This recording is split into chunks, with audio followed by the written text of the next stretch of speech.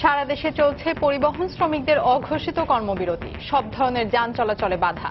গাবতলীতে সময় সংবাদের গাড়ি ভাঙচুর।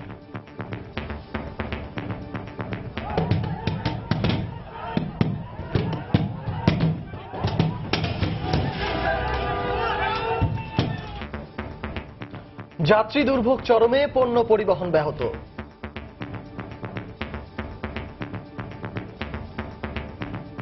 মাল বিক্রি হচ্ছে না, মাল সব পাইকারি আছে, গাছের ক্ষতি হচ্ছে। বিক্রি না হয় তাহলে আমি কালকে বাড়ি নিয়ে যাবো, হয় গরু খাওয়াতে হবে না, ছাগল খাওয়াতে হবে না, আমি ফেলাই দিতে হবে। কোনো গাড়ি আপনার 50,000 টাকা ভাড়া দিল, কোনো দেওয়ার কথা আমি জানো না। সেদিকে এখানে ঘোরাঘুরি করতেছি, গাড়ি পাইতেছি না।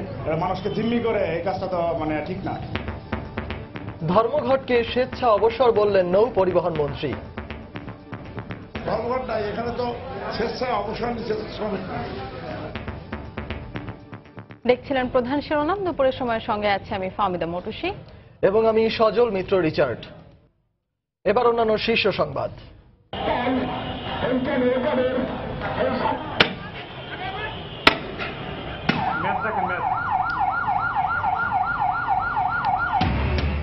গ্যাসের দাম বাড়ানোর প্রতিবাদে রাজধানীতে হরতালে পুলিশের সঙ্গে ধাওয়া পাল্টা ধাওয়া। জুন থেকে দ্বিতীয় দফা দাম বাড়ানোর সরকারি সিদ্ধান্তের ওপর হাইকোর্টের স্থগিতাদেশ। রংপুরে জাপানি নাগরিক হোশি কুনিও হত্যার দায়ে জেএমবির 5 জনের ফাঁসির আদেশ, একজন বেকসুর খালাস। সাইদির রায়ের পর গাইবান্ধার সুন্দরগঞ্জে তাণ্ডব চালিয়ে 4 পুলিশ সদস্যকে হত্যার 4 বছর পেরিয়ে গেলেও ধরাছোঁয়ার বাইরে মূল হোতারা। অনেক আসামি জামিনে মুক্তি পাওয়ায় শঙ্কা। কারাগারে আটক বন্দীরা স্বপ্ন দেখেন মুক্ত বাতাসে সুশৃঙ্খল জীবনের। এজন্য নিচ্ছে নানা কর্মমুখী শিক্ষা। শ্রমের বিনিময়ে আর্থিক সুবিধাও দেওয়ার দাবি। এবং শিশু প্রহর দিয়ে আজ শেষ হচ্ছে বাঙালির প্রাণের মেলা অমর একুশে গ্রন্থমেলা। মেলা প্রাঙ্গণে সব বয়সীদের ভিড়।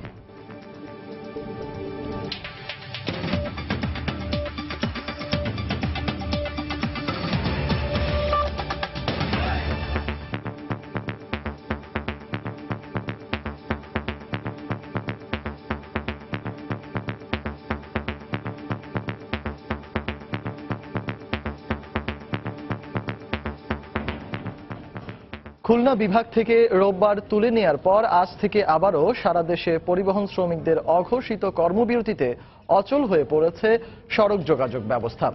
সকাল থেকে বাংলাদেশ বাস ট্রাক মালিক সমিতি এবং সড়ক পরিবহন শ্রমিক ফেডারেশনের যৌথ সিদ্ধান্তে কর্মবিরতি পালন করছেন তারা। এতে বন্ধ রয়েছে রাজধানী সহ দেশের সব রুটে দূরপাল্লার বাস চলাচল।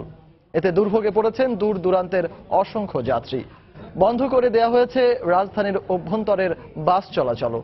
রিপোর্টার শাহরিয়ার দ্বীপ এবং ব্যুরো প্রতিবেদকদের পাঠানো তথ্য ও ছবি নিয়ে ডেস্ক রিপোর্ট। রাজধানীর গাবতলী বাস টার্মিনালে মঙ্গলবার সকাল থেকে দূরপাল্লার বাস চলাচলে বাধা দেন পরিবহন শ্রমিকরা। গন্তব্যে পৌঁছাতে বাসে চড়লেও বাস থেকে নামিয়ে দেওয়া হয় যাত্রীদের। এতে দুর্ভোগে পড়েন সাধারণ মানুষ। এদিকে ধর্মঘটের সংবাদ সংগ্রহ করতে গেলে সময় সংবাদের রিপোর্টার ও চিত্র সাংবাদিককে লাঞ্ছিত করে পরিবহন শ্রমিকরা। এ সময় উত্তেজিত হয়ে সময় সংবাদের গাড়িও ভাঙচুর করে তারা। আমরা ভিতরে ছিলাম, আমরা দেখি হঠাৎ করে গাড়ি থেমে যায়। থেমে যাওয়ার পর ওরা বাধা দিতেছে। আমাদের এই কষ্ট চাই না, আমাদের দিন খোলা গাড়ি দিন চলুক, সবাই সুস্থ মতো যায় বাড়ি যেতে পারে। আমাদের কথা তো কেউ শুনতেছে না, আমরা গাড়িতে যাব, গাড়ি ছাড়ছে না। খুলনাতে বিভাগীয় কমিশনারের সঙ্গে বৈঠকের পর সোমবার ধর্মঘট তুলে নেওয়ার ঘোষণা দেয়া হলেও কেন্দ্রীয় সিদ্ধান্তে কর্মবিরতি পালন করছেন শ্রমিকরা। এতে দুর্ভোগে পড়েন বাস স্ট্যান্ডে আসা যাত্রীরা। এ সময় পূর্ব ঘোষণা ছাড়া ধর্মঘটের ডাক দেয়ায় ক্ষোভ প্রকাশ করেন তারা। অ্যাকচুয়ালি এরকম হলে তো আমাদের হবে না, খুব তাড়াতাড়ি সমস্যাটা সলভ হওয়া উচিত। তো এখানে আসার পর দেখছি যে প্যাসেঞ্জারের এই অবস্থা, সবাইকে সাফা করতে হচ্ছে। এটা তো জনদুর্ভোগ, মানুষকে জিম্মি করে এই কাজটা তো ঠিক না। একই অবস্থা বরিশালেও। সকাল থেকে ছেড়ে যায়নি দূরপাল্লার কোনো যানবাহন। পাশাপাশি শ্রমিকরা একজোট হয়ে বাধা দিয়েছে অন্যান্য যানবাহন চলাচলেও। এতে দুর্ভোগে পড়েন সাধারণ মানুষ। মালিক সমিতি এবং সড়ক পরিবহন শ্রমিক ফেডারেশন যৌথ সিদ্ধান্তে আজকে সকাল থেকে কর্মবিরতি পালন করার জন্য সারা বাংলাদেশে ঘোষণা দিয়েছে। ধর্মঘটের কারণে অচলাবস্থা নেমে এসেছে দেশের বৃহত্তম স্থলবন্দর বেনাপোলের বাণিজ্যিক কার্যক্রমে। যানবাহন না থাকায় আটকা পড়েছেন ভারত ফেরত শত শত যাত্রী। এদিকে অচলাবস্থা নেমে এসেছে সাতক্ষীরার ভোমরা স্থলবন্দরেও। আটকা পড়েছে কাঁচামালবাহী ট্রাক সহ সহস্রাধিক আমদানি পণ্যবাহী ট্রাক। কি করবো, এভাবে যেতে হচ্ছে, ধর্মঘট প্রবলেম। বাসা আসছিলাম, আটকে গেছি। ঈশ্বর জন্য বাড়াতে গিয়েছিলাম, ফেরার পর 2 দিন ধরে বেনাপোলে আটকে রয়েছি। এদিকে সারা দেশে কর্মবিরতি পালন করলেও বন্দরনগরী চট্টগ্রামে ছিল কিছুটা ভিন্ন চিত্র। সকাল থেকে ছেড়ে গেছে দূরপাল্লার সকল বাস। তবে ধর্মঘটে সমর্থন জানালেও দ্রুত সমাধানের বিষয়ে আগ্রহ প্রকাশ করেছেন পরিবহন নেতারা। হঠাৎ সকালে আমরা শুনেছি তার পরিবহন ধর্মঘটের কথা, কিন্তু মালিকরা বা শ্রমিকরা, অনেক শ্রমিকরা জানে না, যার কারণে তারা গাড়ি চালাচ্ছে। প্রয়োজন ছিল সেটা আগে থেকে জনগণকে অভিহিত করা। আজকে রাস্তায় জনগণ কষ্ট পাচ্ছে। এছাড়া কেন্দ্রীয় কর্মসূচির সঙ্গে একাত্মতা প্রকাশ করে সিলেট, ময়মনসিংহ এবং রাজশাহী বিভাগেও বন্ধ আছে দূরপাল্লার যানবাহন চলাচল। নিয়ন মোহাইমিন, সময় সংবাদ। সারা দেশে পরিবহন শ্রমিকদের অঘোষিত কর্মবিরতিকে ধর্মঘট বলতে নারাজ নৌ পরিবহন মন্ত্রী শাহজাহান খান। তিনি বলেন, ধর্মঘট নয়, শ্রমিকরা কাজ করবেন না বলে স্বেচ্ছায় অবসরে গেছেন। সময় সংবাদকে তিনি এ তথ্য জানিয়েছেন। ধর্মঘট নাই, এখানে তো স্বেচ্ছায় অবসর নিচ্ছে শ্রমিকরা, কোনো ধর্মঘট ডাকে নাই তারা। দুর্ভোগের ঘটনা ঘটছে, এখানে কোনো ধর্মঘট কেউ ডাকে নাই। যেটা জানা গেছে সেটা হলো শ্রমিকরা অবসর নিচ্ছে, তারা কাজ করবে না। এই মুহূর্তে রাজধানীর মহাখালী বাস টার্মিনালে আছেন আমাদের সহকর্মী শাহরিয়ার জামান দ্বীপ। বিস্তারিত জানতে আমরা সরাসরি চলে যাব তার কাছে। দ্বীপ। দর্শক, আপনারা ঠিক যেমনটি জানেন, সকাল 6টা থেকে কিন্তু সারা দেশে পরিবহন ধর্মঘট চলছে। এই পরিবহন ধর্মঘটে এই মুহূর্তে আমি রয়েছি মহাখালীতে। এখানকার অবস্থান যেটা আমি বলতে পারি, আমি গত 2 থেকে 3 ঘন্টা ধরে এখানে রয়েছি। সেটা হচ্ছে যে সকাল 6টা থেকে কিন্তু এখান থেকে দূরপাল্লার কোনো বাস যাচ্ছে না। এবং আপনারা যতটুকু জানেন যে মহাখালী কিন্তু ঢাকা শহরের মধ্যে অন্যতম একটি বড় বাস টার্মিনাল। এখান থেকে প্রায় দেশের বাইরে সব রুটেই কিন্তু বাস চলাচল করে। আর একটি কথা যদি না বললেই নয়, সেই কথাটি হচ্ছে যে যাত্রীরা কিন্তু আসলে এই অঘোষিত ধর্মঘটের কথা জানতেন না। তারা কিন্তু সকালবেলা আসলে বিভিন্ন রুটে যাওয়ার জন্য এখানে আসেন এবং এখনো কিন্তু অনেক যাত্রী আসছে। তারা যেটি বলছেন আমাদেরকে যে ধর্মঘটটি হয়েছে বা ধর্মঘটটি চলছে, এটি যদি তারা আগের থেকে জানতেন হয়তো বা তারা সেভাবে প্রস্তুতি নিয়ে আসছেন। তাদের আসলে সেভাবে কোনো প্রস্তুতি না থাকার কারণে এবং হঠাৎ করে ধর্মঘটের কারণে তারা আসলে প্রচন্ড পরিমাণে দুর্ভোগে পড়ছেন। এবং তারা যে ঢাকার বাইরে আসলে অন্য কোথাও যাবেন বা অন্য কোনো মাধ্যমে যাবেন, সেই মাধ্যমগুলো কিন্তু আসলে এখন নেই। আপনাদেরকে আরেকটু তথ্য জানিয়ে রাখতে যে কিছুক্ষণ আগে আমি গাবতলীতে ছিলাম। তো গাবতলীতে যেটি হয়েছে আসলে যে ঢাকার প্রবেশ মুখ যে দুটি রয়েছে, সেই প্রবেশ মুখ দুটি কিন্তু বন্ধ করে দিয়েছে গাবতলীর শ্রমিকরা। সেই যার কারণে ঢাকার অভ্যন্তরীণ রুটে যেসব বাস চলাচল করতো, সেই বাস চলাচলগুলি কিন্তু বন্ধ রয়েছে। তো সাধারণ যাত্রীরা আসলে ঢাকার এক জায়গা থেকে অন্য জায়গায় যাওয়ার ক্ষেত্রেও কিন্তু দুর্ভোগে পড়ছেন। এদিকে কিছুক্ষণ আগে শ্রমিক ফেডারেশনের, মহাখালী শ্রমিক ফেডারেশনের যে নেতা রয়েছেন, তিনি আমাদের সাথে কথা বলেছেন। তিনি আসলে যেটি জানিয়েছেন যে অঘোষিত ধর্মঘটটি চলছে, এটি আসলে কোনো সংগঠনের ব্যানারে চলছে না। সাধারণ শ্রমিকরা বা সাধারণ বাস ড্রাইভাররা আসলে নিজেরা ডেকে এবং তারা গাড়ি না চালানোর কারণেই কিন্তু আজকে ধর্মঘটটা হয়েছে। আগে থেকে শ্রমিক নেতারাও এই বিষয়টি সম্পর্কে জানতেন না বলে আমাদেরকে জানিয়েছেন। তবে শ্রমিকরা কিন্তু বলছে যে তারা কিন্তু শ্রমিক নেতাদের সাথে কথা বলে এবং সম্পূর্ণ একটি ডিসিশনের মাধ্যমেই কিন্তু আসলে আজকের এই ধর্মঘটটি চলছে। তবে এখন আসলে একটি কথা বলা যায় যে এই ধর্মঘটটি কতক্ষণ চলবে, পরবর্তী পদক্ষেপ কি হবে, এই ব্যাপারে আসলে কেউ পরিষ্কার করে কোনো তথ্য আমাদেরকে দিতে পারছে না। কারণ আসলে তারা অনেকেই আমাদেরকে বলেছেন যে তারাই আজকে নিজেরা সকালবেলা জেনেছেন যে আজকে সকাল 6টা থেকে ধর্মঘট। এছাড়া আপনাদেরকে আরেকটি তথ্য জানিয়ে রাখতে চাই যে এখানকার যারা রয়েছেন তারা আমাদেরকে যেটি বলছেন যে তারা ইতিমধ্যে তাদের যে ঊর্ধ্বতন কর্তৃপক্ষ রয়েছে বা সরকারের বিভিন্ন মহলের সাথে কথাবার্তা বলছেন। তারা চেষ্টা করছেন আসলে যে এই সমস্যাটির কিভাবে সমাধান করা যায়। তবে যাত্রীদের যে দুর্ভোগ হচ্ছে বা যাত্রীরা যে দুর্ভোগ পোয়াচ্ছে, তারা কিন্তু স্বীকার করেছে এবং তারা বলেছেন যে তারাও আসলে এই ধরনের ধর্মঘট করতে চান না, কিন্তু বাধ্য হয়ে আজকে তাদের এই ধর্মঘটটি করতে হচ্ছে। তো সবশেষ আসলে এই কথাটি বলে এখানে শেষ করতে চাই যে ধর্মঘট চলছে এবং যাত্রীরা চরম দুর্ভোগে আসলে এই পরিস্থিতির মধ্যে রয়েছে। তারা অনেকেই আসছে এবং তারা আসলে বুঝে উঠতে পারছেন না যে তারা তাদের গন্তব্যে কিভাবে পৌঁছাবেন বা তারা যে বাসা থেকে আসছেন বাসায় ফেরত কিভাবে যাবেন। তো এই ছিল আসলে আমার কাছে এখান থেকে সর্বশেষ তথ্য। ফিরে যাচ্ছি স্টুডিওতে। মহাখালী বাস টার্মিনাল থেকে পরিবহন শ্রমিকদের অঘোষিত কর্মবিরতির কথা জানাচ্ছিলেন আমাদের সহকর্মী শাহরিয়ার জামান দ্বীপ। এদিকে দেশের বিভিন্ন স্থানে অঘোষিতভাবে ধর্মঘট পালন করছেন পরিবহন শ্রমিকরা। এই মুহূর্তে খুলনা নগরীর সোনারাঙ্গা বাস টার্মিনালে আছেন সহকর্মী তরিকুল ইসলাম, রাজশাহীর শিরোইল বাস টার্মিনাল এলাকায় আছেন সহকর্মী রাকিবুল হাসান এবং চট্টগ্রামের একে খান মোড়ে আছেন সহকর্মী কমল দে। সরাসরি চলে যাচ্ছি তাদের কাছে। প্রথমেই যাচ্ছি খুলনায় তরিকুলের কাছে। মটসী, চরম দুর্ভোগ, ক্ষোভ এবং হতাশা সাধারণ মানুষের। এই টানা 3 দিনের পরিবহন ধর্মঘটে কিন্তু অচল হয়ে পড়েছে গোটা দেশের মতো খুলনা অঞ্চলের পরিবহন ব্যবস্থা। তো আমরা একটু খবর নিয়েছিলাম একটু আগে যে খুলনার বিভিন্ন স্থানে সেখানে প্রতিবন্ধকতা সৃষ্টি করার কারণে কিন্তু পণ্যবাহী অনেক ট্রাক সারিবদ্ধভাবে মহাসড়কে অবস্থান করছে। বাগেরহাট এলাকা, খুলনা, গোপালগঞ্জ সহ এরকম অন্যান্য নোয়াপাড়া, যশোরের ফুলতলা পর্যন্ত খুলনার, এবং যে কারণে কিন্তু ছোট ছোট যানগুলো কিন্তু আজকে খুব বেশি চলাচল করছে না। তো সাধারণ মানুষের দুর্ভোগের এই যে চিত্র, এই চিত্রটা কিন্তু মানুষ কিন্তু পরিত্রাণ চাচ্ছে এবং দ্রুত এর সমাধানের জন্য সরকার এবং যথাযথ কর্তৃপক্ষের কাছে কিন্তু আসলে দাবি জানিয়ে আসছে।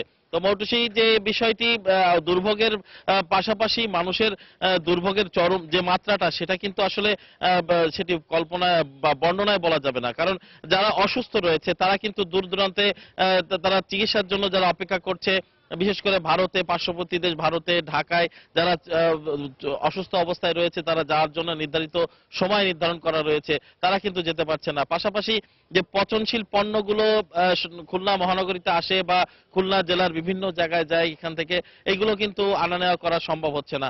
তো অবরুদ্ধ অবস্থায় সবকিছু রয়েছে। যেমন আজকে কিন্তু আমরা কাঁচা বাজারের খবর নিয়েছি, গতকালের মতো আজকেও কিন্তু বাজারে পণ্যের দাম, কাঁচা তরি তরকারির দাম কিন্তু বৃদ্ধি পাচ্ছে। তো যেগুলো কিন্তু সাধারণ মানুষের উপর প্রভাব পড়ছে। তো এই যে এইসব বিবেচনা করে কিন্তু সাধারণ মানুষ এর থেকে পরিত্রাণ বা মানুষ কিন্তু চায় যে এর থেকে তারা মুক্তি। তো সব মিলিয়ে এখানে আরেকটা বিষয় উল্লেখ চোখে পড়ার মতো যেটি বিষয় হয়েছে সেটি হচ্ছে, গতকাল সার ব্যবসায়ীদের সাথে কথা বলেছিলাম। এই মুহূর্তে কৃষকের হাতে সার পৌঁছে দেওয়ার জন্য যে ব্যবস্থা, সেই ব্যবস্থাটা সার ব্যবসায়ীরা এই গত কয়েকদিনের ধর্মঘটে করতে পারছে না। তো এই ছিল আমার কাছে মৌটুসী, খুলনা থেকে, খুলনা সোনাডাঙ্গা বাস স্ট্যান্ড থেকে ধর্মঘটের সর্বশেষ। চলে যাচ্ছি রাজশাহীতে রাকিবুল হাসানের কাছে। ধন্যবাদ তরিকুল। মৌটুসী, এখনো কিন্তু কর্মবিরতি চলছে। পরিবহন শ্রমিকদের এই অঘোষিত কর্মবিরতির কারণে কিন্তু আমরা ভোর থেকে দেখছি বেশ বিপাকে পড়েছেন যারা দূর দূরান্তের যাত্রীরা রয়েছেন তারা। আমরা রাজশাহী মহানগরীর যে বেশ কয়েকটি বাস স্ট্যান্ড রয়েছে, আমরা সেখানে দেখেছি সকাল থেকেই কিন্তু কোনো রুটে দূরপাল্লার কোনো বাস ছেড়ে যায়নি, এমনকি অভ্যন্তরীণ রুটে যে সমস্ত বাসগুলো চলাচল করে সেগুলোও কিন্তু চলাচল করেনি। এবং আরেকটি বলে রাখি যে রাজশাহী কলেজ, রাজশাহী বিশ্ববিদ্যালয় সহ যে বিভিন্ন শিক্ষা প্রতিষ্ঠানের যে পরিবহনগুলো ছিল সেগুলো কিন্তু বন্ধ রয়েছে, যার কোনো কিন্তু নানা ধরনের সমস্যার সম্মুখীন হয়েছেন এখানকার যাত্রীরা।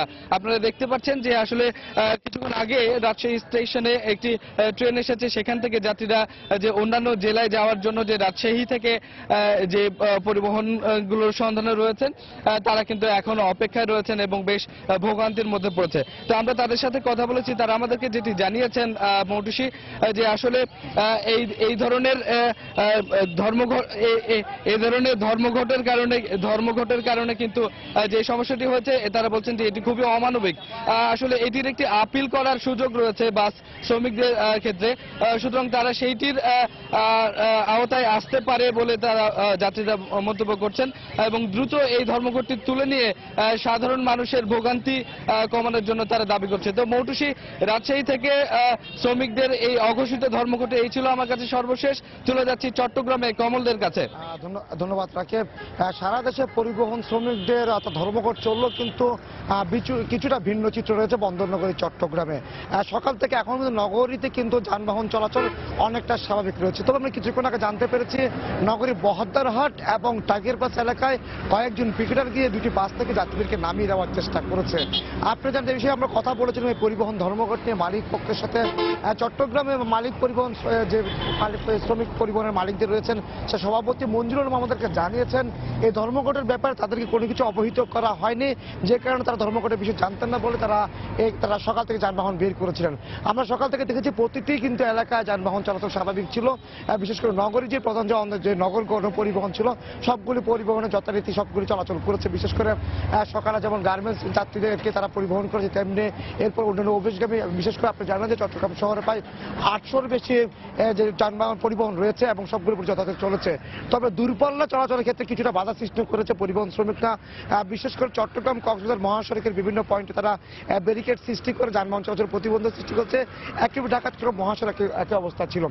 তবে সবচেয়ে লক্ষণীয় বিষয় ছিল যেটা আমরা দেখেছি চট্টগ্রাম শহরে যে পাহাড়তলি, একে খান, অলংকার, মুসো যেসব এলাকা রয়েছে যেখান থেকে বিশেষ করে ঢাকার বাসগুলো ছেড়ে যায়, সবগুলি এলাকার কিন্তু বাসগুলি কিন্তু তাদের কাউন্টারের সামনে অবস্থান নিয়ে যাচ্ছে, তারা কিছুক্ষণ পর ছেড়ে যেতে পারে বলে আমাদেরকে কাউন্টারের পক্ষ থেকে জানানো হয়। তারা যদি তারা যাত্রী পায় তাহলে তারা যথারীতি এইসব কাউন্টার ত্যাগ করে যাবে। তারপর আমাদের শহরের মধ্যে তেমন কোনো প্রতিক্রিয়া না পড়লো, শুধুমাত্র ঢাকা চট্টগ্রাম এবং চট্টগ্রাম কক্সবাজার মহাসড়কে কিছু কিছু জায়গায় প্রতিবন্ধক সৃষ্টি করছে পরিবহন শ্রমিকরা। তো এখন পর্যন্ত আমার কাছে ছিল চট্টগ্রামে যে পরিবহন শ্রমিকদের ধর্মঘট চলছে তার কোনো হ্রাস করেনি, তার সর্বশেষ।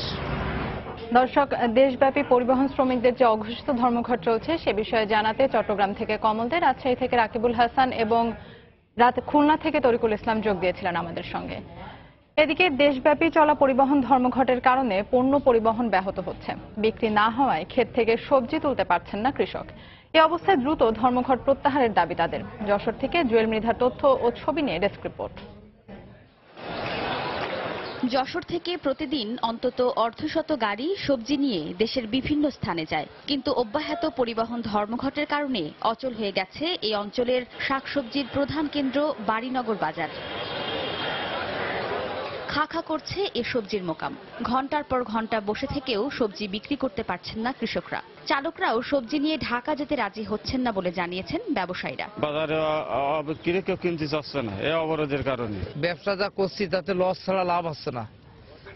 2 গাড়ি 3 গাড়ি মাল দিই, তা পথে মনে করেন যে আটকায় রাখতেছে। কোনো গাড়ি আপনার 50,000 টাকা ভাড়া দিলেও কোনো ড্রাইভার কাছে আমি যাবো না, আমার মারিলা দিলেও আমরা আমার গাড়ি নিয়ে ঢাকা শহরে যাবো না। এই অবস্থায় ক্ষতির হাত থেকে বাঁচতে অবিলম্বে ধর্মঘট প্রত্যাহারে সরকারের হস্তক্ষেপ কামনা করেছেন কৃষকরা। মাল বিক্রি হচ্ছে না, মাল সব পাইকে যাচ্ছে, গাছের ক্ষতি আছে, গাছও নষ্ট হয়ে যাচ্ছে, বেগুনও নষ্ট হয়ে যাচ্ছে। বিক্রি না হয় তাহলে আমি কালকে বাইরে নিয়ে যাব, হয় গরু খাওয়াতে হবে না, ছাগলে খাওয়াতে হবে না, হলে ফেলাই দিতে হবে। যেভাবে সরকার এটা নিষ্পত্তি করে। ধর্মঘট অব্যাহত থাকলে এসব সবজি বাজারেই পচে যাওয়ার আশঙ্কা ব্যবসায়ীদের। এবছর যশোর অঞ্চলে প্রায় 1,500 হেক্টর জমিতে সবজি আবাদ করেছেন কৃষকরা।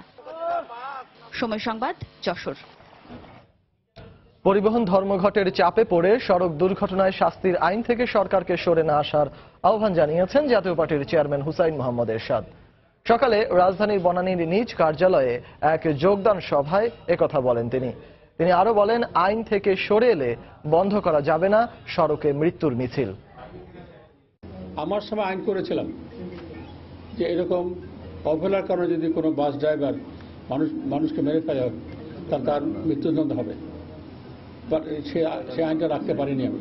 এই সরকার আইন করেছেন, যাবজ্জীবন কারাদণ্ড দিয়েছেন, রাখতে পারবে কিনা জানি না, তবে ধর্মঘট শুরু হয়েছে, কতদিন থাকবে তাও জানি না। আইন থেকে সরে গেলে প্রতিদিন মানুষ মারা যায়, প্রতিদিন 10 জন, 11 জন, 12 জন, 14 জন, হিসাব নাই। গ্যাসের দাম বাড়ানোর প্রতিবাদে রাজধানীতে ডাকা আধাবেলা হরতালে পুলিশের সঙ্গে ধাওয়া পাল্টা ধাওয়ার ঘটনা ঘটেছে।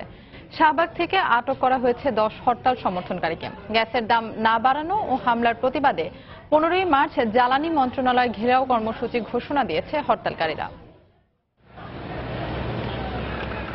সকাল থেকে তৃতীয়বারের মতো বেলা 10:30টার কিছু পরে শাহবাগ মোড় অবরোধ করতে চাইলে হরতাল সমর্থনকারীদের ছত্রভঙ্গ করতে জলকামান ব্যবহার করে পুলিশ। হরতালকারীরা এর প্রতিবাদ করলে জলকামানের পাশাপাশি টিয়ারশেল নিক্ষেপ শুরু করে আইন শৃঙ্খলা বাহিনীর সদস্যরা। জবাবে পুলিশকে লক্ষ্য করে হরতাল সমর্থনকারীরা ইটপাটকেল নিক্ষেপ করলে শুরু হয় ধাওয়া পাল্টা ধাওয়া। টিএসসি থেকে শাহবাগ পর্যন্ত বন্ধ হয়ে যায় সব ধরনের যান চলাচল। আটক করা হয় বেশ কয়েকজনকে। পুলিশের দাবি, তাদের কাজে বাধা দেয়া আইন শৃঙ্খলা রক্ষায় তারা ব্যবস্থা নিয়েছে। তবে এ ধরনের হামলাকে ন্যাক্কারজনক উল্লেখ করে এর প্রতিবাদে 15ই মার্চ জ্বালানি মন্ত্রণালয় ঘেরাওয়ের কর্মসূচি দিয়েছে হরতালকারীরা। মালিবাগে, শান্তিনগরে, মিরপুরে এবং এই পল্টন এলাকায় বিভিন্ন জায়গায় পুলিশ অতর্কিতে হামলা চালিয়েছে। টিয়ার গ্যাস নিক্ষেপ এবং লাঠিচার্জের মাধ্যমে, অনেক গরম পানি নিক্ষেপের মাধ্যমে অনেককে আহত করা হয়েছে। তারা এখানে পুলিশের সাথে ইটপাটকেল নিক্ষেপ করেছে, আপনারা দেখেছেন। আমাদের বাধার সৃষ্টি করেছেন, জনগণের ভোগান্তির সৃষ্টি করেছেন এবং এই টোটাল এলাকায় একটা অরাজকতার পরিস্থিতি সৃষ্টি করেছেন। আমরা বাধ্য হয়ে আমাদের যে আইনানুগ ব্যবস্থা সেটা আমরা গ্রহণ করেছি। আমরা 10-11 জনকে গ্রেপ্তার করেছি, যেহেতু তারা পুলিশের কাজের বাধা সৃষ্টি করেছে। এদিকে হরতাল শেষ হওয়ার কিছু আগে প্রেস ক্লাবের সামনে হরতাল সমর্থকদের উপর হামলা চালায় হরতাল বিরোধীরা। পরে সেখানেও উভয় পক্ষের মধ্যে সংঘর্ষ হয়। তবে হরতালে সকাল থেকে শাহবাগ, পল্টন সহ রাজধানীর সব সড়কে যান চলাচল স্বাভাবিক ছিল। মাহমুদ রাকিব, সময় সংবাদ, ঢাকা। গ্যাসের দাম দ্বিতীয় দফায় আগামী জুন থেকে বাড়ানোর সরকারি সিদ্ধান্তের ওপর 6 মাসের স্থগিতাদেশ দিয়েছেন হাইকোর্ট। একই সাথে গ্যাসের দাম বাড়িয়ে দেওয়া সরকারি গণবিজ্ঞপ্তি কেন অবৈধ ঘোষণা করা হবে না জানতে চেয়ে রুল জারি করেছেন হাইকোর্ট। সকালে বিচারপতি মইনুল ইসলাম চৌধুরী ও বিচারপতি JD-M হাসানের সমন্বয়ে গঠিত হাইকোর্টের দ্বৈত বেঞ্চ এ আদেশ দেন। একই সাথে এই রুলের নিষ্পত্তি না হওয়া পর্যন্ত 1 জুন থেকে 1 বার্নারে 900 এবং 2 বার্নারে 950 টাকা বাড়ানোর সরকারি সিদ্ধান্ত স্থগিত করেছেন হাইকোর্ট। গত 23 ফেব্রুয়ারি গ্যাসের দাম বাড়িয়ে একটি গণবিজ্ঞপ্তি জারি করে BERC। এই সিদ্ধান্ত চ্যালেঞ্জ করে হাইকোর্টে সোমবার রিট করে ক্যাব। পরে আদালত আজ এই রুল জারি করেন এবং BERCর চেয়ারম্যান সহ সংশ্লিষ্ট সবাইকে এই রুলের জবাব দিতে বলেন।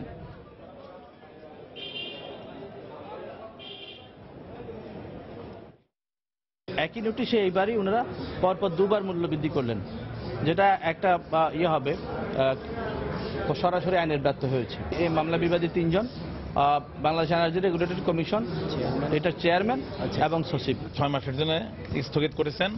আর যেটা প্রথম ধাপে যেটা আছে, অর্থাৎ 1 মার্চ থেকে যেটা বৃদ্ধি, সেটা অলরেডি আগের যে অবস্থা প্রস্তাবনায় যেটা আছে ঠিক সেভাবে সেটা অব্যাহত থাকবে। BERC বার্কের যে আইনটা, সেখানে 34(4)-এ ওইখানে বলা আছে কোনো বৃদ্ধি করতে হলে সেখানে পাবলিক শুনানির ব্যবস্থা করতে হবে এবং পাবলিক শুনানি করতে হলে 90 ডেজের মধ্যেই সেটা আবার এক্সিকিউট করতে হবে। যেহেতু এখানে 90 ডেজ ক্রস করে গেছে, ঠিক সেক্ষেত্রে এটা আসলে যিনি পিটিশনার পক্ষের আইনজীবী সেখানে কোর্টের কাছে রেজ করছেন, সেটার আলোকে আসলে কোনো ডিসিশন নেওয়া যাবে না। আজ শেষ হচ্ছে মাসব্যাপী অমর একুশে গ্রন্থমেলা। এদিন শিশু প্রহর ঘোষণা করায় বিভিন্ন বয়সী মানুষের পদচারণায় মুখর হয়ে ওঠে মেলা প্রাঙ্গণ। সাপ্তাহিক ছুটির দিন না হওয়ায় একটু দেরি করেই শিশুদের নিয়ে মেলা প্রাঙ্গণে আসতে থাকেন অভিভাবকরা। সকালের নির্ধারিত সিসিমপুরের অনুষ্ঠান শুরু হতে তাই কিছুটা দেরি হয়। এদিকে বেলা বাড়ার সঙ্গে সঙ্গে বই মেলায় ভিড় বাড়ছে। রাত 8:30 পর্যন্ত মেলা চলবে। এদিন বই বিক্রি বেশ ভালো হবে বলে প্রত্যাশা বিক্রেতাদের। সিসিমপুর দেখেছি আর বই দেখেছি। আমার পছন্দ বই হলো ঠাকুমার ঝুলি। 3-4 বার মেলায় আসা হয়েছে, বাচ্চাদেরকে নিয়ে আসছি। মেলাটা চলে গেলে তো মিস করবো অবশ্যই। একটা বিধুর সুর সবার মাঝে, লেখকের মাঝে, প্রকাশকদের মাঝে, পাঠকদের মাঝে এবং যারা দর্শক আছে বা যারা এখানে ঘুরে বিনোদন করেন তাদের মাঝে। প্রাণের একুশের গ্রন্থমেলার শেষ দিন আজ। দর্শক, এই মুহূর্তে মেলা প্রাঙ্গণে আছেন আমাদের সহকর্মী তারিকুজ্জামান শিমুল। বিস্তারিত জানতে সরাসরি চলে যাব তার কাছে। শিমুল। সজল, আজকে কিন্তু মেলার শেষ দিনে সকাল 11টায় থেকে বইমেলা শুরু হলো, কিন্তু আমরা দেখেছি বেলা 12টার পর থেকে বিশেষ করে এখানে ভিড় বাড়তে শুরু করেছে। কারণ সকালে যে যানবাহনের যে প্রতিবন্ধকতা ছিল সেটি কাটিয়ে আসলে সেটির কারণে সকালে একটু ভিড় কম ছিল। তবে এখন আমরা দেখতে পাচ্ছি যে এই দুপুর নাগাদ কিন্তু প্রত্যেকটা দোকানে অন্যান্য দিনের চেয়ে বেশি পাঠক সমাবেশ দেখা যাচ্ছে এবং যারা বিক্রেতা আছেন তারা আমাদেরকে জানিয়েছেন যে আসলে তাদের যে প্রত্যাশা ছিল বিক্রির সেটি কিন্তু মোটামুটি এখন কিন্তু সেই প্রত্যাশা পূর্ণ হতে শুরু করেছে এবং তারা আশা করছেন যে আসলে এখন দুপুর এখন 2:30 বাজে, তো 3টা 3:30 নাগাদ হয়তো আরো তাদের বেচা বিক্রি আরো বেশি বাড়বে এবং রাত 8:30 নাগাদ তাদের যে প্রত্যাশিত বেচা বিক্রি শেষ দিনে সেটি তারা পূরণ করতে পারবেন। এবং পাশাপাশি তারা জানিয়েছেন যে আসলে এবারের মেলাটি অন্যান্য বারের চেয়ে কিন্তু বেশি সুশৃঙ্খল এবং মেলার যেসব প্রস্তুতি দরকার সেগুলো ঠিক মতো নেওয়ার কারণে তারা প্রত্যাশা করছেন যে আসলে এতদিন যেহেতু কোনো ধরনের ঝঞ্ঝট কিংবা কোনো ধরনের সমস্যা ছাড়াই তারা মেলা শেষ করতে পেরেছেন, তো আজকে শেষ দিনেও তারা প্রত্যাশা করছেন কোনো ধরনের নির্বিঘ্নেই এই মেলা শেষ হবে। জানাচ্ছেন যে আসলে মেলার এই নির্বিঘ্নতার কারণেই কিন্তু অন্যবারের চেয়ে এখন পর্যন্ত এবারের বেচা বিক্রি যেমন বেশি এবং পাঠকদের মধ্যে যে ধরনের হচ্ছে উচ্ছ্বাস, সেই ধরনের উচ্ছ্বাস কিন্তু এখনো পর্যন্ত আমরা দেখতে পাচ্ছি। তো এখন আমার সামনে দেখতে পাচ্ছেন যে আসলে প্রচুর সমাগম, এখানে পাঠকের যে সমাগম সেটা প্রচুর হচ্ছে এবং আশপাশে যতগুলো দোকান আছে বিশেষ করে বাচ্চাদের বই কিংবা বড়দের বই সবগুলো বই কিন্তু আমরা দেখতে পাচ্ছি যে আসলে প্রচুর পাঠক কিন্তু এর মধ্যে এখানে এসে জড়ো হয়েছেন এবং তারা বলছেন যে আজকের এই শেষ দিন যারা মেলার গত 27 দিনে যারা আসতে পারেননি তারা কিন্তু এখন শেষ মুহূর্তে আসছেন এবং তারা আজকের মেলার শেষ যে ক্ষণ সে ক্ষণটি তারা কিন্তু সুষ্ঠুভাবে কিন্তু বই বেচাবিক্রি চলছে এবং যারা পাঠক এবং যারা লেখক আছেন তারাও তাদের মধ্যে এক ধরনের বিষাদতার যে বিন বাজছে সেটি কিন্তু তারা আশা করছেন যে আগামী বছর সুষ্ঠুভাবে একইভাবে বই মেলা বসবে এবং সে বেচাবিক্রি সুষ্ঠুভাবে হবে। রিচার্ড। অমর একুশে গ্রন্থমেলা শেষ দিন আজ মেলা প্রাঙ্গণ থেকে সেখানকার সবশেষ খবরাখবর জানাচ্ছিলেন আমাদের সহকর্মী তারেকুজ্জামান শিমুল। দুপুরের সময় আরো থাকছে সমুদ্রে মাছের পরিমাণ ও অবস্থান নির্ধারণে চলমান জরিপে মূল্যবান প্রাণী এবং উদ্ভিদ অন্তর্ভুক্ত করার তাগিদ, সম্ভব না হলে ব্যয় বাড়বে মত বিশেষজ্ঞদের।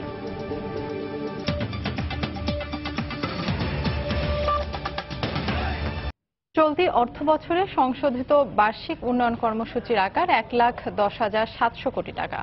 সকালে রাজধানীর শেরেবাংলা নগরে এনইসি সম্মেলন কক্ষে প্রধানমন্ত্রী শেখ হাসিনার সভাপতিত্বে সংশোধিত এডিপি পাশ হয়। এতে উপস্থিত ছিলেন অর্থমন্ত্রী আবুল মাল আব্দুল মুহিত, পরিকল্পনা মন্ত্রী আ.হ.ম মোস্তফা কামাল, শিল্পমন্ত্রী আমির হোসেন আমু। সংশোধিত এডিপির আকার কমেছে 13,346 কোটি টাকা, তবে প্রকল্প সংখ্যা বাড়ছে প্রায় 300টি।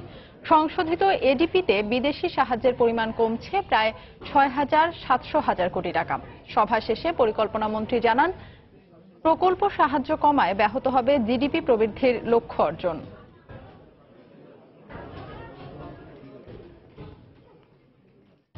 দেখছেন দুপুরের সময়। দুরন্ত বাইসাইকেল, উড়ে চলো দুরন্ত গতিতে। রংপুরে জাপানি নাগরিক হোশি কুনিও হত্যা মামলায় নিষিদ্ধ জঙ্গি সংগঠন জামায়াতুল মুজাহিদিন বাংলাদেশ জেএমবির 5 সদস্যকে ফাঁসির আদেশ দিয়েছেন আদালত।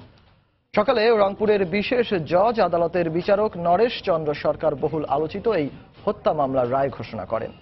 তবে মামলার 6 আসামির মধ্যে আবু সাইদের খালাস পাওয়ায় আদালত তার পর্যবেক্ষণে বলেছেন, সাইদের বিরুদ্ধে অভিযোগপত্রে যেভাবে অভিযোগ আসা উচিত ছিল সেভাবে না আসায় সাইদ খালাস পেয়েছে। রংপুর থেকে ওমর ফারুকের ছবিতে খান মোহাম্মদ রুমেলের রিপোর্ট। হোশি কুনিও হত্যা মামলার রায় ঘোষণাকে কেন্দ্র করে রংপুর আদালত পাড়ায় জোরদার করা হয় নিরাপত্তা ব্যবস্থা। সকাল 9:30টার দিকে মামলার 6 আসামির মধ্যে গ্রেফতার 5 জনকে হাজির করা হয় আদালতে। 2015 সালের 3রা অক্টোবর রংপুরের আলুটারি এলাকায় গুলি করে হত্যা করা হয় জাপানি নাগরিক হোশি কুনিওকে। ঘটনার পর থেকেই এই হত্যাকাণ্ডের জন্য জঙ্গি সংগঠনকে দায়ী করে আসছিল আইনশৃঙ্খলা রক্ষা বাহিনী। বিভিন্ন সময় গ্রেফতার করা হয় জেএমবির আঞ্চলিক কমান্ডার মাসুদ রানা সহ 5 জনকে। তদন্ত শেষে গেল বছরের 3রা জুলাই 8 জনের বিরুদ্ধে অভিযোগপত্র জমা দেয় পুলিশ। 7ই আগস্ট গঠন করা হয় অভিযোগ। 60 কার্যদিবস শুনানিতে রাষ্ট্রপক্ষে 55 জন এবং আসামি পক্ষে 1 জন সাফাই সাক্ষ্য দেন। আর মঙ্গলবার ঘোষণা করা হলো মামলার রায়। এই যে 5 জন যাদের মৃত্যুদণ্ড দিয়েছেন তারা সবাই পূর্ব পরিকল্পিতের সাথে সম্পৃক্ত ছিল। রাষ্ট্রপক্ষ সম্পূর্ণভাবে প্রমাণ করায় বিজ্ঞ আদালত 5 জনকে মৃত্যুদণ্ড দিয়েছেন। তদন্তকারী কর্মকর্তা তার বিরুদ্ধে যেভাবে অভিযোগ তদন্ত প্রতিবেদনে আনা উচিত ছিল সেভাবে না আনার জন্য তাকে আবু সাইদকে এই মামলা থেকে খালাস দিয়েছেন। আমরা রায় পাওয়ার পরে এই ব্যাপারে প্রয়োজনীয় আমরা আইনগতভাবে রাষ্ট্রপক্ষ ব্যাপার পদক্ষেপের চিন্তা ভাবনা করবেন। এদিকে ন্যায় বিচার পাননি দাবি করে এই রায়ের বিরুদ্ধে আপিল করার কথা জানিয়েছেন আসামি পক্ষের আইনজীবী। এই মামলার কোনো কিছুই না থাকায় আমরা কোনো কিছু বলতে পারছি না। এই মামলার রায়ের কপি সংগ্রহ হওয়ার পর আমরা নথি পর্যালোচনা করে রায়ের বিরুদ্ধে উচ্চতর আদালতে আপিল করব।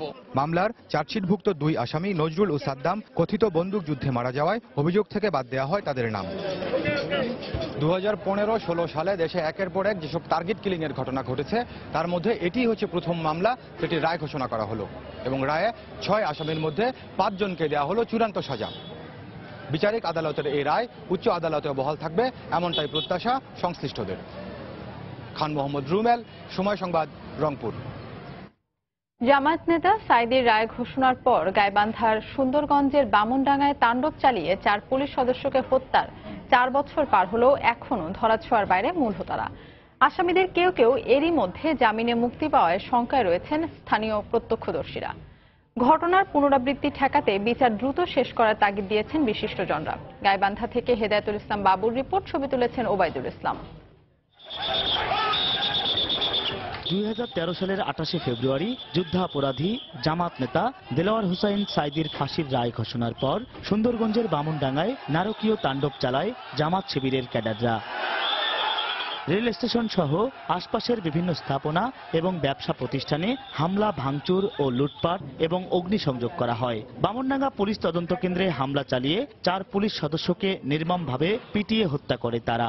ওই ঘটনার পর 4 বছর পার হলেও প্রধান আসামি মাওলানা আব্দুল আজিজ গ্রেপ্তার হয়নি। এখনো আমাদের নিরাপত্তা বলতে কিছু নাই। আর 4 বছর হচ্ছে আমি আমার গ্রামের বাড়ি যেতে পারি না। সেই মূল হোতারা বহাল তবিয়তে বামনডাঙ্গায় অবস্থান করছেন। সাম্প্রদায়িকতায় বিশ্বাস, তাদেরকে কঠোর হস্তে দমন করার জন্য সরকারের সচেষ্ট ভূমিকা থাকবে। দ্রুত বিচার প্রক্রিয়া শেষ করে অপরাধীদের শাস্তি নিশ্চিত করতে না পারলে এমন ঘটনার পুনরাবৃত্তি ঘটতে পারে বলে মনে করেন বিশিষ্টজনরা। আমরা আশা করেছিলাম যে আজিজের আপনার হলে গ্রেপ্তার খুব তাড়াতাড়ি হবে, এটা এর আগে হওয়া উচিত ছিল। যদি বিচার কার্য সম্পন্ন করা না হয় কিংবা শুরু করা না হয়, এরা নতুনভাবে চিন্তা করতে পারে, সাহস সঞ্চার করতে পারে, এত বড় ঘটনা ঘটিয়েও বসবাস করা যায়, থাকা যায়। তবে এবছরই মামলাটির বিচার কাজ শেষ হবে বলে আশা করছেন রাষ্ট্রপক্ষের এই আইনজীবী। এখন মাওলানা আজিজকে ধরার জন্য পুলিশ আপ্রাণ চেষ্টা করছে এবং সে যদি নাও আসে, যারা আসেনি তাদের অ্যাবসেন্সিয়ালি আমাদের ট্রায়াল হতে কোনো বাধা নাই।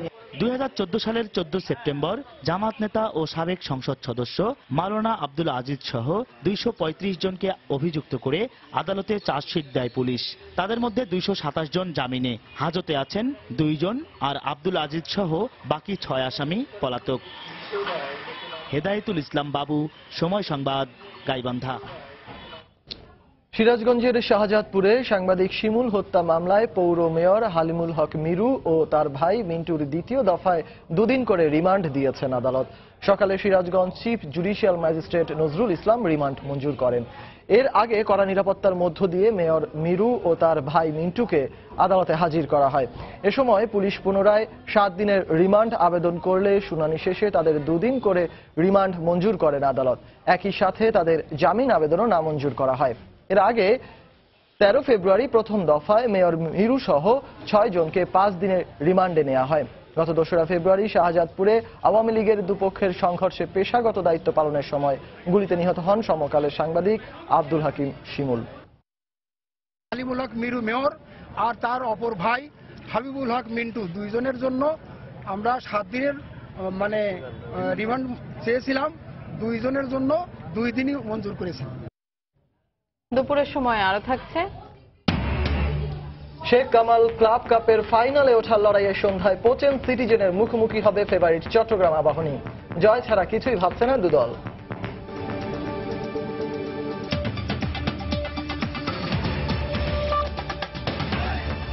স্বপ্ন যা মানুষকে বাঁচতে সহায়তা করে, সে মানুষ হোক মুক্ত কিংবা 4 দেয়ালের মাঝে বন্দী। তেমনি কারাগারে বসবাস করা মানুষগুলো স্বপ্ন দেখেন মুক্ত বাতাসে সুশৃঙ্খল জীবনের। সেজন্য কারাগারে তারা নানা কর্মমুখী শিক্ষা গ্রহণ করেন, মুক্তি পেয়ে যাতে পরিবার পরিজন নিয়ে সৎ পথে থেকে দুমুঠো খেয়ে বাঁচতে পারেন। তবে কাজ শেখার পাশাপাশি বন্দীদের চাওয়া উন্নত দেশের মতো শ্রমের বিনিময়ে কিছু আর্থিক সুবিধাও। কারাগার নিয়ে মাহমুদ রাকিবের 3 পর্বের ধারাবাহিক প্রতিবেদনের আজ দেখুন শেষ পর্ব। ছবি তুলেছেন সালাউদ্দিন লিয়া। গভীর মনোযোগ, সতর্ক দৃষ্টি আর নিপুণ হাতের নিখুঁত কর্মযজ্ঞ। বড় কোনো কোম্পানির মুক্ত কারখানা নয়, এটি একটি কয়েদখানা। অপরাধের গ্লানি আর দণ্ড মাথায় নিয়েই রুটিন মাফিক কাজ করছেন নিয়তির কাছে হেরে যাওয়া বা এক সময়কার অন্ধকার জগতের এসব মানুষ। কাশিমপুর কেন্দ্রীয় কারাগারে কয়েদিদের সংশোধনের জন্য এভাবেই প্রশিক্ষণ দেওয়া হচ্ছে নানা আধুনিক কর্মমুখী কাজের। প্রিন্টিং প্রেস থেকে শুরু করে গার্মেন্টস কিংবা আধুনিক বেকারি, যেখানে কাজ শিখে এক সময়ের অপরাধ জগতের বাসিন্দাদের কালো হাত রূপান্তরিত হচ্ছে কর্মমুখী হাতে। কাজগুলো শিখতেছি, বাইরে গেলে হয়তো কোনো কাজে আসবে। কাজ করলে আমাদের কিছু সাদাটা প্রতি মাসে কমে যাবে। বেকারি কাজ শিখছি, মুরাদাভার অল্লিং এর কাজ শিখছি, অনেক কিছু বানাতে পারি। বছর 3 মাস করে মার্কা দেয়, তাতে দেখা যায় আমরা এই কাজটা করতে সবাই একটা আগ্রহ থাকে। কিন্তু সরকার নতুন একটা পদক্ষেপ নিয়েছে যে আজীবন লাইফ সুযোগ, তাহলে এটা কোনো কাজে আসবে না। যখন জানবে যে আমার আজীবনই কাজ করে জেলখানে থাকা লাগবে, তখন সে কখনো কাজ করবে না। তবে বন্দীদের অভিযোগ, কাজের বিনিময়ে আর্থিক সুবিধা দেওয়ার প্রতিশ্রুতি দিলেও তা এখনো বাস্তবায়ন করা হয়নি। প্রতি মাসে যদি আমাদের 300 টাকা 400 টাকা বেতন দেয়, এখান থেকে দেখা যায় যারা টুকটাক খরচ আছে তেল সাবান এটা সে কিনতে পারবে। কারা কর্তৃপক্ষ জানিয়েছেন, জেল কোড অনুযায়ী বন্দীদের কাজের বিনিময়ে 4 ভাগের 1 ভাগ সাজা কমানো হলেও আর্থিক সুবিধা দেওয়ার বিধান নেই। তবে বিশ্লেষকদের মতে প্রয়োজনে আইন সংশোধন করে হলেও শ্রমের বিপরীতে আর্থিক সুবিধা দেওয়া উচিত। বন্দী যদি এখানে কাজ করে, টাকা রোজগার করে, এর থেকে কিছু টাকা তার পরিবারে দিতে পারে, তাহলে কিন্তু তার পরিবারটা বাইরে যে কষ্ট থাকে ওই কষ্টটা দূর হয়। যদি সত্যিকার অর্থেই চেষ্টা করে এটা কিন্তু সম্ভব। বন্দীদের কাজের বিনিময়ে যে আর্থিক সুবিধা দেওয়ার বিষয়টি এখন পর্যন্ত আমাদের আইনে প্রচলিত নাই। এ বিষয়ে আমরা একটি প্রস্তাবনা নতুন যে জেল কোড প্রণীত হচ্ছে সেখানে আমরা রেখেছি। চার দেয়ালের মাঝে বন্দী মানুষগুলোকে নানা কর্মমুখী কাজে যুক্ত রেখে প্রশিক্ষণ দেওয়া হয় যাতে জেল থেকে বের হবার পর তারা তাদের জীবন জীবিকা টিকিয়ে রাখতে পারেন। কিন্তু বাস্তবতা হলো দীর্ঘদিন কারাভোগ করে বের হবার পর এই মানুষগুলোকে সমাজ অনেক সময় গ্রহণ করতে চায় না। তাই বিশেষজ্ঞদের মতে মুক্তিপ্রাপ্ত বন্দীদের জন্য আফটার কেয়ার সার্ভিস বা পুনর্বাসন সুবিধা বাড়ানো সহ সংশোধন হওয়া উচিত সমাজের মানসিকতারও। মাহমুদ রাকিব, সময় সংবাদ, কাশিমপুর কেন্দ্রীয় কারাগার 2, গাজীপুর। দেখছেন দুপুরের সময়। টেল সুপ্রিম চেয়ারের পারফেক্ট শেপ আর ডিজাইন আপনাকে দেয় 100% কমফোর্ট। টেল সুপ্রিম চেয়ার। দেশের সমুদ্র এলাকায় মাছের পরিমাণ ও অবস্থান নির্ধারণে চলমান জরিপে অন্য মূল্যবান প্রাণী ও উদ্ভিদের জরিপ করার তাগিদ দিয়েছেন বিশেষজ্ঞরা। প্রথম ধাপে মৎস্য অধিদপ্তরের এই কার্যক্রম চলবে এপ্রিল মাস পর্যন্ত। তবে আরভি মিন সন্ধানী জরিপ জাহাজের মাধ্যমে সামুদ্রিক মাছের পাশাপাশি সমুদ্রে থাকা অন্যান্য মূল্যবান প্রাণী ও উদ্ভিদের জরিপ সম্ভব না হলে ব্যয় কয়েক গুণ বাড়বে বলে মনে করেন বিশেষজ্ঞরা। অধিদপ্তর বলছে এই জাহাজে সম্ভব নয় শুধু মাছ জরিপের জন্যই প্রয়োজন বিভিন্ন আকারের জাহাজ। বিস্তারিত কাজল আব্দুল্লাহর রিপোর্ট। স্বাধীনতার পর 1972 সালে রাশিয়া থেকে নিয়ে আসা একটি জাহাজের মাধ্যমে সমুদ্রে প্রথম মাছ জরিপ কাজ শুরু করে বাংলাদেশ। পরে আরও দুটি জাহাজ নিয়ে আসা হলেও সেগুলো নষ্ট হয়ে যাওয়ায় 2000 সাল পর্যন্ত জরিপ কার্যক্রম বন্ধ থাকে। প্রায় 16 বছর পর আবারও মাছ জরিপে 65 কোটি টাকা ব্যয়ে মালয়েশিয়া থেকে নিয়ে আসা হয় আরভি মিন সন্ধানী জরিপ জাহাজ। এত অর্থ ব্যয়ে নিয়ে আসা জাহাজটির মাধ্যমে মাছের পাশাপাশি সমুদ্রের অন্যান্য ক্ষেত্রগুলোরও জরিপের পরামর্শ বিশেষজ্ঞদের। আমরা যদি এক ঢিলে 3-4 পাখি না মারতে পারি তাহলে পরে আমাদের এটা অনেক কস্টলি হয়ে যাবে। তো সুতরাং আমি যারা এটার সাথে জড়িত আছেন তাদেরকে অনুরোধ করব যে ওশনোগ্রাফিক যে প্যারামিটার্সগুলো আছে এই ওশনোগ্রাফিক প্যারামিটার্সগুলো প্রথমে ওনারা নেবেন এবং সেই সাথে সাথে মৎস্য জরিপ করবেন। শুধু মাছ জরিপের কাজে জাহাজটি সমুদ্রে অবস্থান করলে অর্থসহ সব ধরনের ব্যয় বৃদ্ধি পাবে কয়েক গুণ, এমনটি বলছেন এই বিশেষজ্ঞ। এক এক দিনে আপনার 10 থেকে 20 লাখ টাকা, 20 লক্ষ টাকা শুধু তেলের খরচ হবে। এরকম মাসের পর মাস আপনাকে জরিপ করতে হবে। এটা আমাদের জন্য অনেক কস্টলি হয়ে গেল। মৎস্য অধিদপ্তর জানায় আরভি মিন সন্ধানী জাহাজের মাধ্যমে সমুদ্রের সব অঞ্চলে জরিপ চালানো সম্ভব নয়। দেশের সমুদ্র সীমাতে শুধু মাছ জরিপের জন্যই প্রয়োজন ছোট বড় আরো কয়েক ধরনের মৎস্য জরিপ জাহাজ। এই জাহাজ দিয়ে নিয়ার শোরে আপনার অ্যাসেসমেন্ট করা যাবে না। এটা দিয়ে আপনি যখন 10-15 মিটার গভীরতায় আপনি আসবেন তখন আর এটা আপনি অ্যাসেস করতে পারবেন না। আমাদের আরো ছোট জাহাজ লাগবে। তথ্য অনুযায়ী বাংলাদেশের সমুদ্র সীমার বিভিন্ন অঞ্চলে রয়েছে প্রায় 450 প্রজাতির মাছ। জরিপ কাজ শেষে প্রয়োজন অনুযায়ী গভীর সমুদ্রে জরিপের জন্য জাহাজ ভাড়ার কথাও জানায় অধিদপ্তর। কাজল আব্দুল্লাহ, সময় সংবাদ, ঢাকা। চট্টগ্রামের নর্দমায় কুড়িয়ে পাওয়া নবজাতক 21 সুস্থ আছেন, তবে দ্রুত হাসপাতাল থেকে তাকে সরিয়ে নেওয়া প্রয়োজন উল্লেখ করে আদালতে প্রতিবেদন জমা দিয়েছে চট্টগ্রাম মেডিকেল কলেজ কর্তৃপক্ষ। দুপুরে মুখ্য মহানগর হাকিম আদালতে প্রতিবেদনটি জমা দেন শিশু ও নবজাতক বিভাগের প্রধান জগদীশ চন্দ্র দাস। তিনি জানান 12 মার্চের মধ্যে শিশু 21-এর বিষয়ে প্রতিবেদন জমা দিতে আদালতের নির্দেশ পাওয়ার পরই কাজ শুরু করেন তারা। শিশু ও নবজাতক বিভাগের সংশ্লিষ্ট চিকিৎসকের কাছ থেকে তথ্য নিয়ে প্রতিবেদনটি তৈরি করা হয়। শারীরিকভাবে শিশুটি সুস্থ থাকলেও হাসপাতালে বিভিন্ন সময় একাধিক মায়ের দুধ পান করায় কিছু জটিলতা সৃষ্টি হতে পারে বলে উল্লেখ করা হয়েছে। পাশাপাশি সংক্রমণ এড়াতে দ্রুত হাসপাতাল থেকে সরিয়ে নেওয়ার অনুরোধ জানিয়েছেন তারা। 21শে ফেব্রুয়ারির প্রথম প্রহরে নগরীর আকবরশাহ এলাকার নর্দমা থেকে শিশুটিকে উদ্ধার করা হয়। গত 7 দিন ধরে চট্টগ্রাম মেডিকেলে চিকিৎসাধীন রয়েছে 21।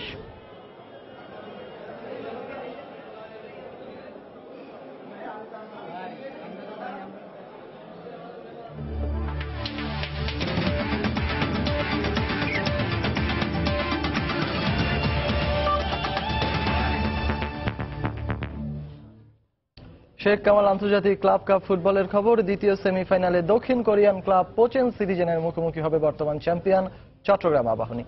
চট্টগ্রামের এমএ আজিজ স্টেডিয়ামে ম্যাচটি শুরু হবে আজ সন্ধে 6:30টায়। বি গ্রুপে দাপট দেখিয়ে অপরাজিত থাকা স্বাগতিকরা জয় ছাড়া কিছুই ভাবছে না। অবশ্য ঘরোয়া ফুটবলে গেল মৌসুমে সুসময় কাটিনি চট্টগ্রাম আবাহনীর। তবে শেখ কামাল ক্লাব কাপ বলেই কিনা তারা ফিরেছে আপন মহিমায়। গ্রুপ পর্বে চ্যাম্পিয়ন হয়ে তার প্রমাণ রেখেছে বন্দরনগরীর দলটি। আগস্টিন ওয়ালসন আছেন দুর্দান্ত ফর্মে। মাঝ মাঠের কান্ডারি হয়ে দলের নেতৃত্বেও ভরসা যোগাচ্ছেন অধিনায়ক মামুনুল ইসলাম। অন্যদিকে প্রথমবারের মতো শেখ কামাল ক্লাব কাপে খেলতে এসে ভালোই চমক দেখিয়েছে দক্ষিণ কোরিয়ান ক্লাব কোচেন সিটিজেন। গ্রুপ পর্বের 3 ম্যাচের 1 জয় ও 2 ড্রয়ে গ্রুপ রানার্স আপ হয়ে সেমিফাইনালে নাম লিখিয়েছে তারা। তাদেরও লক্ষ্য শেখ কামাল ক্লাব কাপের স্বপ্নীল ফাইনালে ওঠা।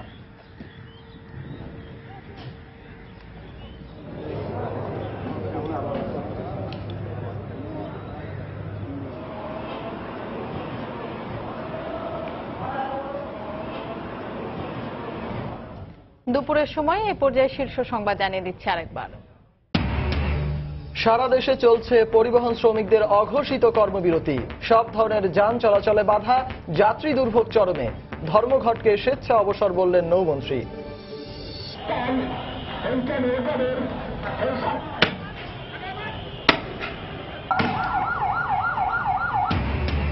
গ্যাসের দাম বাড়ানোর প্রতিবাদে রাজধানীতে হরতালে পুলিশের সঙ্গে ধাওয়া পাল্টা ধাওয়া।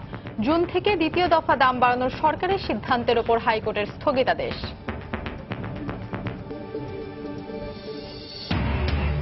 রংপুরে জাপানি নাগরিক হোশি কুনিও হত্যার দায়ে জেএমবির 5 জনের ফাঁসির আদেশ। একজন বেকসুর খালাস। সাঈদীর রায়ের পর গাইবান্ধার সুন্দরগঞ্জে তাণ্ডব চালিয়ে 4 পুলিশ সদস্যকে হত্যার 4 বছর পেরিয়ে গেলেও ধরাছোঁয়ার বাইরে মূল হোতারা। অনেক আসামি জামিনে মুক্তি পাওয়ায় শঙ্কা। এবং আজ শেষ হচ্ছে বাঙালির প্রাণের উৎসব অমর একুশে গ্রন্থমেলা। মেলা প্রাঙ্গণে সব বয়সীদের ভিড়। এই ছিল দুপুরের সময়।